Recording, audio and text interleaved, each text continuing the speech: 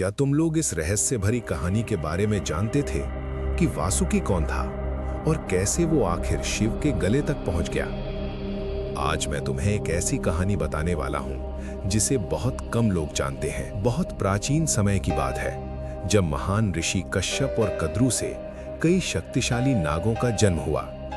उन्हीं में से एक था वासुकी। वासुकी को नागराज यानी सांपों का राजा माना जाता था।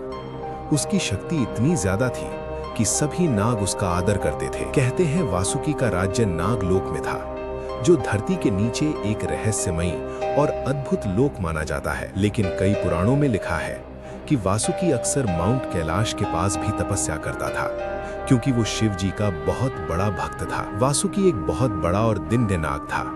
उसका शरीर चमकदार था और उसकी आंखों में एक अलग ही तेज चमकता था। लेकिन इतनी शक्ति होने के बाद भी वासुकी के मन में एक बड़ा डर था। वो डर था गरुड़ का, क्योंकि गरुड़ अक्सर नागों का शिकार करता था। इसी डर से बचने के लिए वासुकी ने फैसला किया कि वो भगवान शिव की तपस्या करेगा। वासुकी चला गया माउंट कैलाश के पास और वहां उसने कठोर तपस्या शुरू कर दी। वो कई वर्षों तक बिना हिले डुले ध्यान में बैठा रहा। आखिरकार वासुकी की भक्ति से प्रसन्न होकर भगवान शिव उसके सामने प्रकट हो गए। शिव जी बोले, वासुकी, तुम्हारी भक्ति से मैं बहुत प्रसन्न हूँ, मांगो, तुम क्या चाहते हो? वासुकी ने विनम्रता से अपना सिर झुकाया और कहा, प्रभु, मुझे अपनी शरण में ले लीजिए। मैं हमेशा आपकी सेवा करना चाहता हूँ और आपके पास रहना चाहता हूँ। वासुकी की भक्ति देखकर शिव जी बहुत प्रसन्न हो गए।